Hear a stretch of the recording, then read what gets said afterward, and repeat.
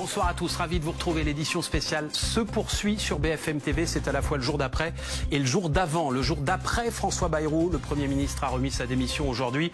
On se bouscule déjà au portillon. La gauche veut le remplacer. La présidente de l'Assemblée, Yaël Braun-Pivet, également. Elle dit qu'elle est disponible, on ne sait jamais. On va en parler dans un instant avec notre invité Raphaël Glucksmann. Bonsoir et bienvenue à vous. Et puis c'est le jour d'avant, avant les blocages prévus demain dans toute la France. Sommes-nous à la veille d'une paralysie? Avant de vous interroger dans une minute, Raphaël Glucksmann, les images du jour. Tout d'abord, elles sont signées Raphaël Redon et Bertrand Séguier. Qui sera le nouveau Premier ministre? François Bayrou a officiellement remis sa démission à Emmanuel Macron à l'Élysée. Nous n'allons pas vivre au rythme de gouvernements qui tomberaient tous les 2 ou 3 mois dans ce pays. Il faut donc revenir aux urnes. La meilleure façon de sortir de cette crise politique, avant que ça se transforme en crise de régime, eh bien, c'est tout simplement une dissolution de l'Assemblée nationale. Nous avons besoin, très rapidement, d'un Premier ministre pour que le pouvoir soit incarné.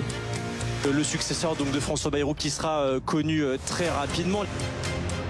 Je suis disponible pour œuvrer dans l'intérêt de mon pays. Le futur Premier ministre va devoir être un Premier ministre de compromis, dialoguer avec toutes les formations. C'est exactement en tant que présidente de l'Assemblée ce qu'elle fait tous les jours. La personnalité de Sébastien Lecornu revient avec vraiment grande insistance. Fin stratège qui connaît bien le Rassemblement national. Si M. Macron fait le choix de nommer un nouveau Premier ministre, alors ce Premier ministre n'a aucune autre possibilité que de rompre avec la politique qui est menée depuis 8 ans. Plus de 7 Français sur 10 disent stop les politiques. On veut un gouvernement technique. Les images du jour, tout de suite direction l'Élysée où nous attend l'un des envoyés spéciaux de BFM TV, Mathieu Couache. Emmanuel Macron avait promis hier de nommer rapidement son nouveau Premier ministre. Où en sommes-nous ce soir? Qui tient la corde?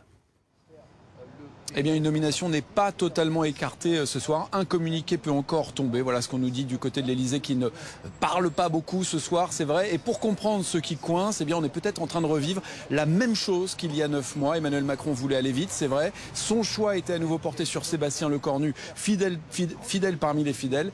Sauf que des proches du président ont commencé à faire savoir qu'il n'était peut-être pas l'homme de la situation, peut-être trop enclin à négocier avec le RN, mais pas assez avec la gauche. Et là, une autre figure a fait son apparition, celle de la présidente de l'Assemblée nationale, Yaël Braun-Pivet. Elle a dit publiquement qu'elle était disponible. Eh bien, elle est poussée par des soutiens pour sa capacité à faire des compromis et à négocier. On en est là ce soir, dans l'attente donc d'une possible nomination.